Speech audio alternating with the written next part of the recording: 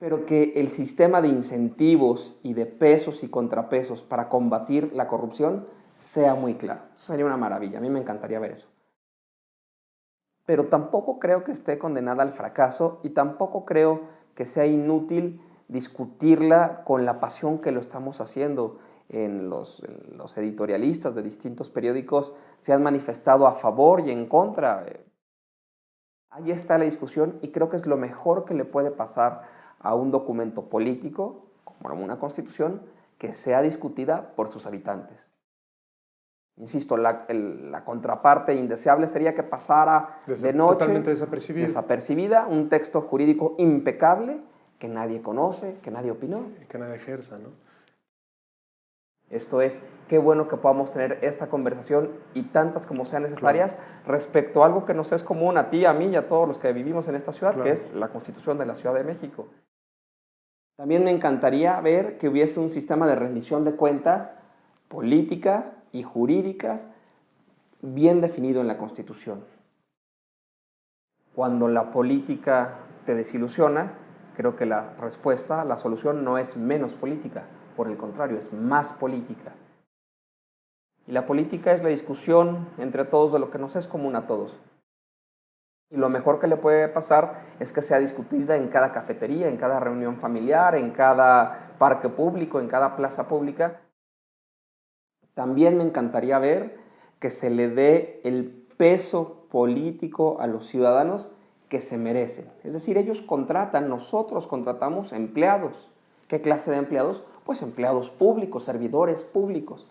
¿Qué pasa cuando dos particulares, el particular A contrata los servicios del particular B y este no cubre las expectativas del particular A? Pues el particular A rescinde el contrato, se termina. Hola, queridos amigos, regresamos a la discusión sobre la Constitución de la Ciudad de México. Temas sobran, ¿no? Te preguntaba si la Constitución define al ciudadano o el ciudadano define a la Constitución, y en el Inter platicamos sobre temas un poco más álgidos, ¿no? Yo te decía, bueno, a ver, así como a modo de provocación, y el tema de la marihuana, ¿qué pasa si la Constitución del Distrito Federal es más permisiva, lúdica o recreativamente en su uso que la Constitución Federal? ¿Qué pasa si, por ejemplo, incrementa el gramaje sobre el cual se puede, digo, ya ha habido un incremento respecto de condiciones anteriores que existían en la propia Constitución, ahora es más permisiva, pero sin duda los únicos que pueden consumir recreativamente la marihuana son estas 4 personas de las que hablábamos.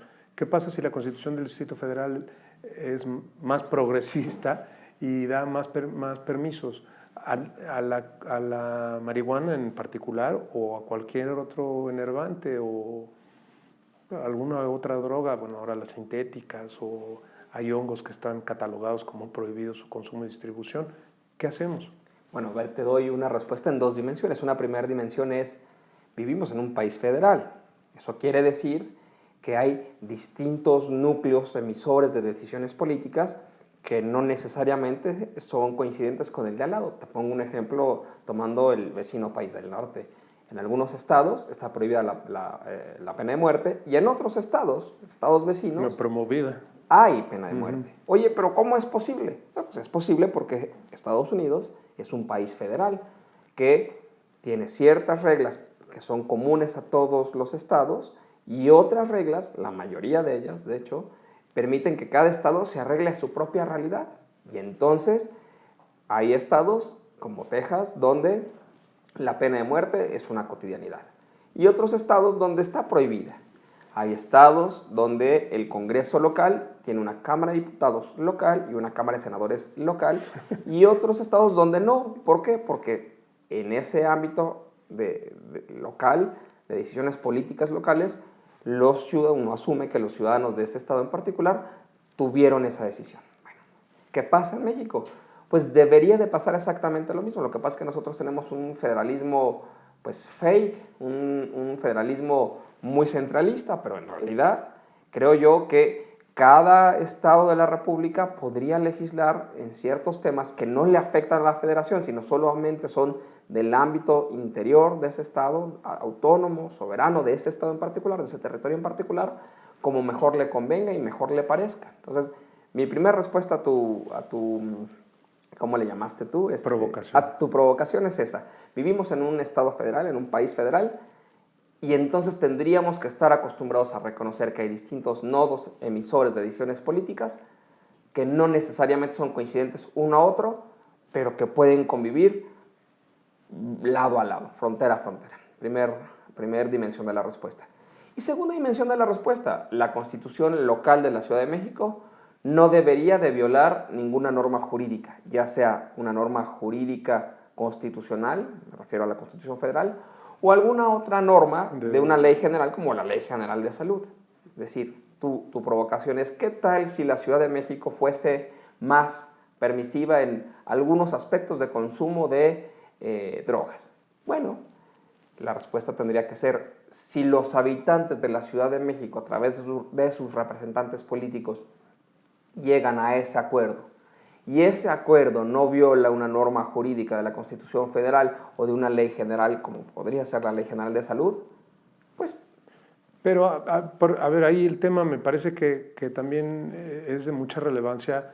Por un lado, el ejercicio y compromiso del ciudadano, en decir, bueno, me manifiesto, en el caso, por ejemplo, hablando en específico del tema de la marihuana, tuvo un recorrido jurídico que es parte del ejercicio que estas personas decidieron hacer, es decir, ir a todas las instancias hasta llegar a la Suprema Corte de Justicia y vencer al Estado en su propia norma por medio de una decisión de la Suprema Corte de Justicia, es decir, y lo decíamos también ahorita en el corte, ¿no? Legisla la Suprema Corte de Justicia cuando resuelve. En el caso, por ejemplo, de la Ciudad de México, que fuera permisiva o más permisiva que la propia Constitución Federal, se podría, hipotéticamente o teóricamente, se podría plantear una controversia constitucional, ¿no?, respecto de la norma. Depende cuál de las dos estuvieras atacando o defendiendo. Y al final, en el supuesto de que la Suprema Corte de Justicia te concediera el derecho, ¿no?, quiere decir que particulariza la norma y solo aquellos que sepan, y bienvenidos todos los abogados, solo aquellos que la sepan defender van a poder ejercerla. Yo no le veo un inconveniente a que se activen los mecanismos de defensa constitucional, llámense controversia constitucional o acción de inconstitucionalidad o amparo.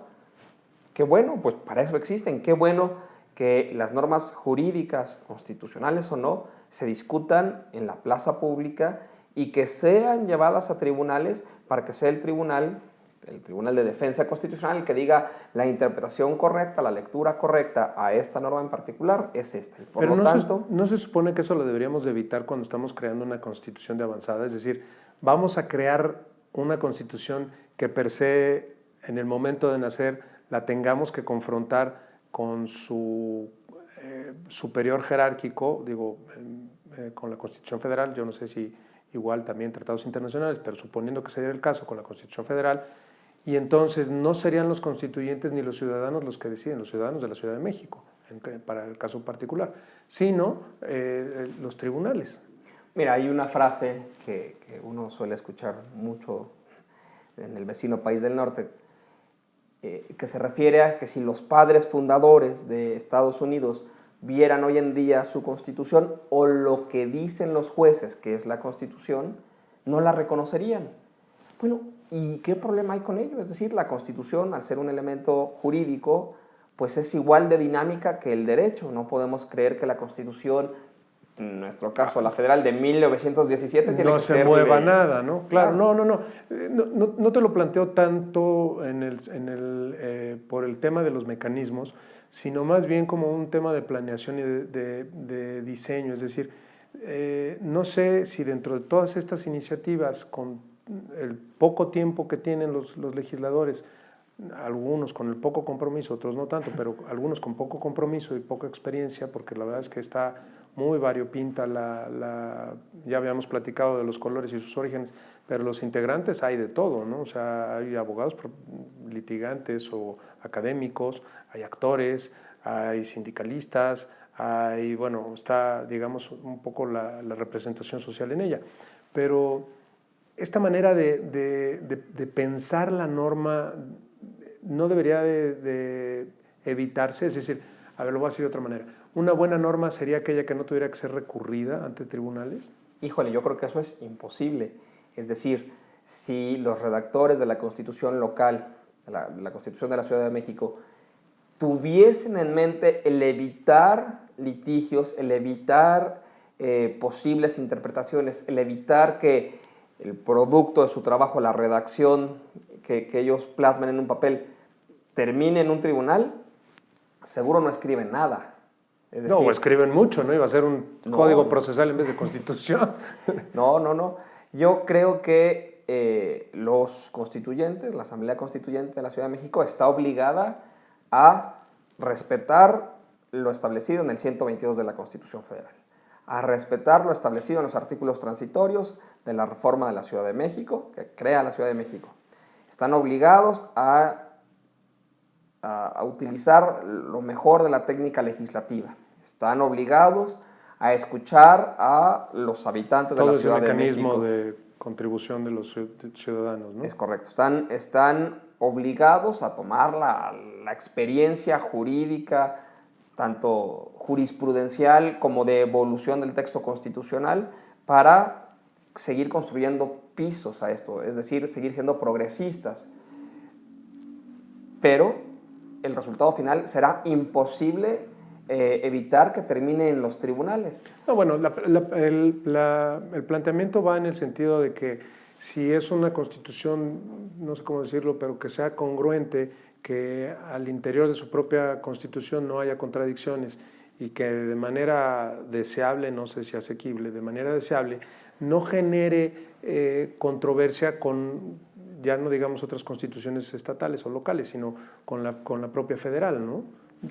Yo supondría que por lo menos ese cuidado se va a tener, es decir, no van a generar órganos que la propia Constitución Federal no reconozca o cuestiones que nazcan muertas como aquellas que por naturaleza no vayan a tener presupuesto suficiente o que no haya un órgano. Tú decías la Secretaría de los Bomberos, ¿no? O sea, yo sé que los bomberos son muy importantes, no me burlo de los bomberos, me burlo de la idea. En vez de entender el tema de seguridad de una manera general, de prevención, de atención de condiciones específicas, se vulgariza o se hace de manera de coyuntura y se trata de resolver ahí con una secretaría. Es decir, porque si no al ratito vamos a terminar construyendo, pensando en qué constitución vamos a tener una constitución que sea burocratizadora de la administración local, ¿no? De la administración de la Ciudad de México, que sirva para pagar cuotas y componendas, o que sea, y esto sí ya de una manera más seria, que sea una constitución que permita el control político del desarrollo de la propia ciudad. Me preocupa más la segunda que la primera. La primera nos va a salir muy caro y no nos va a dar mejores condiciones de vida por más derechos que nos quieran otorgar o obligaciones exigir. Pero la segunda sí. ¿Qué pasa si es una constitución que nos lleve al fortalecimiento del control político y casi te diría partidista? A ver, sin lugar a dudas, el constituyente de la Ciudad de México está obligado a darnos, a nosotros, los habitantes de la Ciudad de México, un buen producto final. ¿Qué es un buen producto final? Una redacción clara, una redacción que, por lo menos a priori, no entre en clara contradicción con la Constitución Federal. Técnica legislativa, ¿no? Claro, con técnica legislativa, articulada, segmentada de manera correcta en libros, secciones, títulos, capítulos. Pero creo que también es importante no confundir este tema de desarrollo político, de designación de espacios, de usos del poder político y limitaciones, por supuesto, al poder político, con un tema de pesos. Y cuando digo pesos me refiero a dinero, es decir, por supuesto que no hay que caer en la demagogia de poner en el texto constitucional local temas que... ¿Va a seguirse manteniendo el fondo de capitalidad? Que todos los estados dicen, oye, espérame, está bien, tú no eres estado, pero, o sea, bueno, además de que es una de las entidades que más aporta en términos fiscales, pues tú lo sabes, es de las entidades que también más recibe por parte de la federación, ¿no? O sea, en términos proporcionales, digamos, comparado con ciertos estados, recibe 10, 15 o 20 veces más una persona en el Distrito Federal, en la Ciudad de México, perdón, que una persona en algún otro cualquier estado, ¿no? Pero a ver, y este es justo mi punto. No podemos decir, no pongas la redacción A o B o C o D porque no hay dinero para cubrirla. Es un tema de derechos que no debería estar supeditado a un tema de dinero, a un tema de presupuestos. Cosa muy diferente a que hablemos de la viabilidad económica, presupuestal, de las ideas ahí plasmadas. Creo que son cosas diferentes. Te pongo un ejemplo para intentar explicarme. El derecho a la educación pública, gratuita, universal, Laica. no estaba al alcance del Estado, no estaba al alcance del gobierno cuando se introdujo por primera vez en el texto constitucional. Si la lógica hubiese sido, no escribas en el texto constitucional lo que no se puede lograr en este momento por un tema de presupuesto, pues cuánto tiempo hubiese pasado antes de que apareciera en el texto constitucional el derecho a la educación. Y creo que todo el mundo estaría de acuerdo en que es una buena idea que exista el derecho a la educación. Toda proporción guardada es exactamente lo mismo. No metamos en la Constitución políticas públicas, no metamos en la Constitución ideas discursivas, no metamos en la Constitución propuestas de campaña, pero tampoco evitemos que llegue a la Constitución la creación de derechos políticos o sociales que son buenos para los ciudadanos, que son deseables para los ciudadanos. No, por lo menos no lo evitemos argumentando que no hay dinero para cumplirlas. No, bueno, ya eso sería lo más pedestre, ¿no? Lo más pobre, pensando en el trabajo constitucional, es decir, que por un tema de recursos, no me imagino a la gente pensando en la Constitución basada en el presupuesto. Lo que te comentaba, por ejemplo, del Fondo de Capitalidad, sí tiene una relevancia porque, primero, por el volumen de recursos que implica, pero también porque está concedido como de una manera excepcional y ahí si no me equivoco, al Distrito Federal, a la ahora Ciudad de México, ¿no? Y entonces, sí, yo coincido contigo, es más, sería deseable que como nuestra Constitución del 17 planteaba principios sociales que ninguna, o derechos sociales que ninguna otra constitución en el mundo tenía, y fuimos innovadores en ello, en el caso particular de la Constitución de la Ciudad de México existiera esa inteligencia, independientemente de todo el término de protocolo y de técnica legislativa y tal, pero que hubiera esa consistencia de ideología, esa consistencia de sustancia, para que realmente pudiéramos, no sé, tú lo decías en materia de educación, qué bueno que se previó la educación laica, gratuita, obligatoria y tal. ¿Ante qué nos encontramos ahora? Una de las cosas que yo te diría que quisiera ver en la Constitución de la Ciudad de México son temas como movilidad, agua, calidad del aire, desarrollo urbano, cuándo y hasta cuándo, hasta dónde. El concepto de la megalópolis, los límites territoriales no definidos o no definibles ya literal por la conurbación de las zonas de la ciudad. Es decir, ahí habría un campo fértil para que la Constitución pudiera orientar, híjole, está medio raro, pero que pudiera orientar el futuro desarrollo de la propia ciudad, ¿no? Pero yo creo que eso sí es exigible en la Constitución. Tú dices, a mí me gustaría ver en la Constitución y haces tu propia lista. Te doy yo mi lista. A mí me encantaría ver en nuestra Constitución política local un sistema de combate a la corrupción eficaz. Es decir, no que me diga cuántas secretarías de combate a la corrupción tiene que haber y cuánto va a ganar el secretario y los subsecretarios y dónde se tienen que sentar y en qué calle van a estar sus oficinas. Eso no debería ser constitucional nunca, ¿no? Claro que no. Pero que el sistema de incentivos y de pesos y contrapesos para combatir la corrupción sea muy claro. Eso sería una maravilla, a mí me encantaría ver eso. También me encantaría ver que hubiese un sistema de rendición de cuentas políticas y jurídicas bien definido en la Constitución. También me encantaría ver que se le dé el peso político a los ciudadanos que se merecen. Es decir, ellos contratan, nosotros contratamos empleados. ¿Qué clase de empleados? Pues empleados públicos, servidores públicos. ¿Qué pasa cuando dos particulares, el particular A contrata los servicios del particular B y este no cubre las expectativas del particular A? Pues el particular A rescinde el contrato, Claro. se termina. Habrá o no un tema de penalidades convencionales, etcétera, pero el particular A no está obligado a seguir recibiendo los servicios del particular B si ésta no le satisfizo. ¿Por qué es diferente cuando se trata de contratar los servicios de un servidor público? Porque cuando los individuos van y presentan su voto en las urnas, están obligados a tener a ese servidor público hasta que acabe su mandato, aun si la mayoría de esos votantes, la mayoría de esos contratantes ya no lo quieren. A mí me gustaría que la Constitución de la Ciudad de México tratara al ciudadano de la Ciudad de México como un mayor de edad, como un votante sofisticado. Revocación del mandato, plebiscito, Claro. todas las figuras. La democracia participativa. Ya no podríamos tener solo una democracia electoral. Oye, y hay la cantidad de argumentos en contra, es que el votante promedio todavía no está listo para ello. Bueno, probablemente, no lo sé. Es como el presupuesto, a lo mejor hoy no, Exacto. pero no quiere decir que nos condenemos a nunca tenerlo, ¿no? Es correcto. En materia de definición de derechos políticos, en materia de definición del ejercicio del poder político y sobre todo en materia de acotar el ejercicio del poder político en beneficio de los ciudadanos, yo siempre estaría a favor de ir más allá, de ser ambiciosos. Darle más Darle derechos. más, claro. Oye, ¿y es que eso todavía no estamos listos?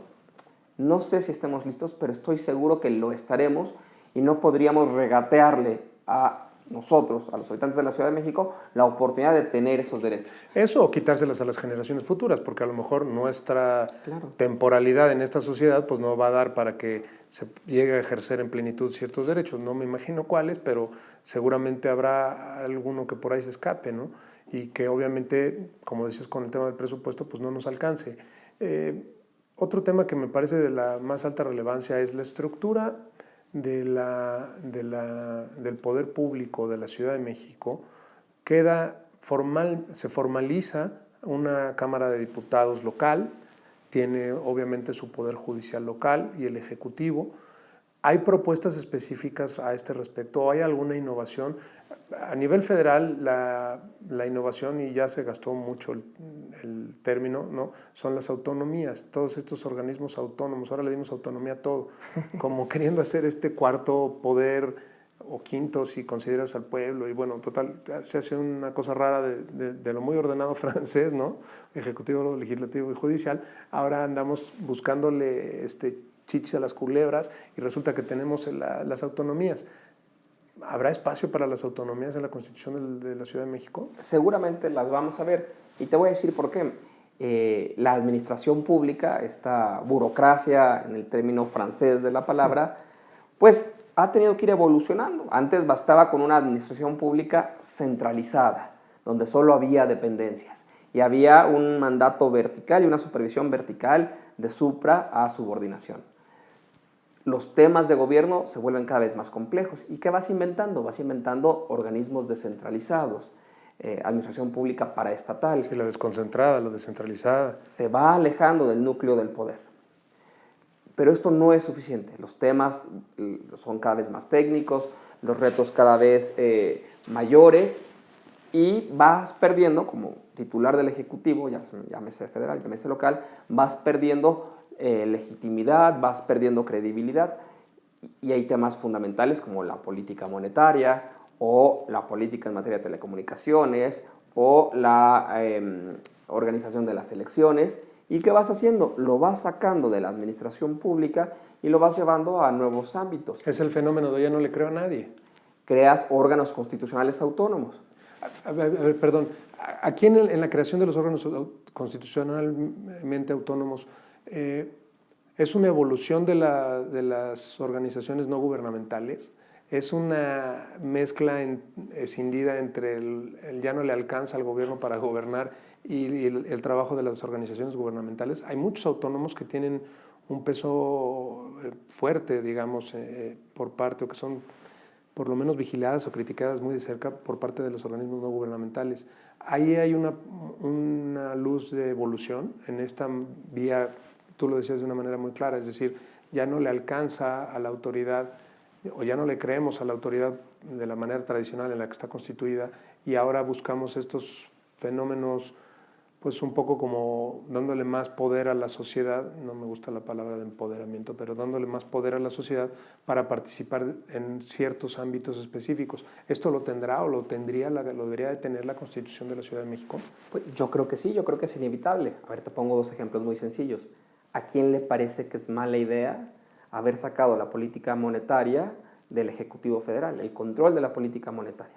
¿A quién le parece que es mala idea haber sacado la organización de las elecciones del ámbito del Ejecutivo Federal? Me estás pidiendo que te explique mis preferencias políticas y no lo voy a hacer enfrente de la cámara. El que exista un Banco de México autónomo, que exista un INE autónomo, creo que es una muy buena idea. Le quitas decisión al Ejecutivo Federal sobre estos dos temas y muchos otros donde hay constitucionales autónomos. ¿Por qué no tener lo mismo en la Constitución local? ¿Por qué pensar a contrapelo de lo que sucede en el resto del país que el Ejecutivo local tiene la capacidad para ser extraordinariamente técnico por un lado, pero no caer en la tentación de ejercer una política electoral en la toma de ciertas decisiones, pero volteando a otro lado como si no existieran en todo el país ya organismos constitucionales autónomos con muy buenos resultados? Oye, ¿esto quiere decir que entonces vamos a crear un organismo constitucional autónomo para absolutamente todo? Pues claro que no. Otra vez, gobernar, legislar, hacer política es el arte de ir encontrando los equilibrios. El equilibrio que le funciona al país A no necesariamente es el equilibrio que le funciona al país B. Yo creo que la discusión no tendría que ser de todo o nada, que no haya un solo órgano constitucional autónomo en la Ciudad de México o que todos sean autónomos, ¿no? Claro que no, hay que ver qué necesitamos. Mira, decíamos hace rato que a mí me encantaría ver en esta Constitución de la Ciudad de México que está próxima a nacer un buen sistema de combate a la corrupción, un verdadero sistema eficaz y eficiente de combate a la corrupción. También me encantaría ver justicia cotidiana, me encantaría ver mecanismos en los cuales la justicia no sea solo para aquellos que pueden pagarla. Claro. Hay nuevos elementos que no existían antes. El sistema penal acusatorio con su toque de oralidad. Bueno, tenemos la oportunidad al tener una constitución política de la Ciudad de México, tenemos la oportunidad de introducir esos nuevos elementos, esas nuevas realidades jurídicas que hoy están llevándose a la práctica en todo el país, en un texto... La vanguardia técnica, ¿no? Es correcto, es correcto. Bueno, y a lo mejor también sería interesante discutirlo, el tema de los procesos orales, y no nada más para la parte de la justicia penal. Sin duda se comienza por ese elemento porque es, digamos, el diente más flojo, ¿no? Es donde más nos duele ahorita.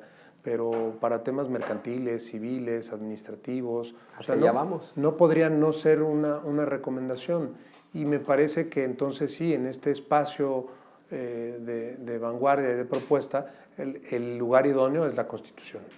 Otra vez, a ver, la reforma en materia de derechos humanos del 2011 que cambia el rostro de la Constitución Federal. Yo a veces a mis alumnos les bromeo diciendo, bueno, a ver, vamos a hablar de la Constitución de 2011. Se me quedan viendo y dicen, no, usted no sabe nada, es de 1917.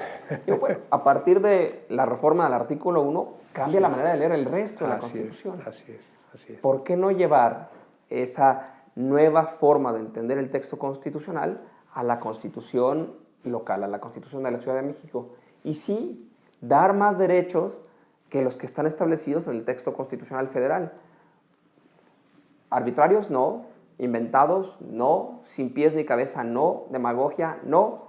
Pero sí volteando a ver a los tratados internacionales que ya son obligatorios para el ordenamiento jurídico mexicano. Ahí casi te ahorrarías la mitad del proceso, ¿no? En el momento de incluirlos ya no tendrías que litigarlos para hacerlos valer. Se supone que todas las autoridades, una vez que el país forma parte del convenio, del tratado, pues ya es de obligatorio cumplimiento, ¿no? Y que tienen sus pasos específicos para que en caso de que no se cumpliera pudieran recurrir por las vías.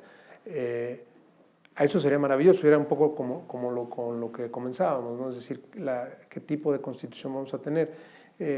este cumplimiento de derechos y obligaciones por parte del ciudadano, un ciudadano maduro, dices tú, una sociedad mucho más madura, mucho más compleja, elaborada, sí, mucho más compleja, y además que por las cuestiones tecnológicas o por las cuestiones de evolución, tienen muchas más maneras de hacerse presente, de quejarse o de claro. serse escuchado. Digo, hablando de todo el término de redes sociales y tal, que muchos gobernantes o algunos gobernantes son sensibles a ellos por la parte política, y si no, pues a la de fuerzas, ¿no? Ahí está el Poder Judicial, y si no se puede por el vía del periodicazo, pues entonces lo litigamos, ¿no? Y vemos a ver cuál es el mejor remedio. Ahora, idealmente, la Constitución de la Ciudad de México no debería de abusar ni de su capacidad de generar derechos que sean irrealizables, y no nada más en el tiempo, decíamos uno que no es un tema de presupuesto, ¿no? Que tenga una congruencia, este control de convencionalidad con la Constitución Federal y los tratados internacionales de los que México forma parte, pero que también al mismo tiempo sea vanguardia e innovación. El reto no es menor. Por supuesto que no, no es menor. Si fuese un reto menor, probablemente no le hubiésemos dedicado todo. Cualquiera, no estaríamos platicando. Es correcto, pero mira, efectivamente, la Constitución de la Ciudad de México debería de ser coherente, consistente, homogénea, tener unidad, que no haya contradicciones entre normas de la misma Constitución. Sí, claro, el artículo 1 con el 27, ¿no? Es correcto. ¿Se puede lograr eso? Sí. Al mismo tiempo podríamos exigirle que sea una Constitución innovadora, ambiciosa, pero sin llegar a ser demagógica. Sí, también se lo podemos exigir. Si logramos tener eso, creo que tendremos una muy buena Constitución. Retos para esto, el poco tiempo, el perfil de los legisladores. El perfil de los constituyentes, que pues algunos son extraordinarios legisladores y extraordinarios abogados, sí, profesionales, pero no todos. Las limitaciones que ya están preestablecidas, como te decía, en el 122 vigente y en los transitorios. Y bueno, pues por supuesto, las manifestaciones indeseables de la política, que pues a veces está demasiado tentada a escucharle el canto electoral. Pues eso... No estás hablando de algún partido de color oscuro en particular, ¿verdad? No hablo de ningún partido en particular, pero cuando digo esto sí tengo en la mente una frase que me gusta muchísimo. El político piensa en la siguiente generación, perdóname, el político piensa en la siguiente elección, mientras que el estadista piensa en la siguiente generación. A mí me gustaría que la Constitución de la Ciudad de México sea escrita más por estadistas que por políticos. Sí, sin duda. Pero es difícil. A ver si los alcanzamos a convencer. Regresamos para presentar la conclusión de la plática, de la entrevista. No se vayan, regresamos en un segundo.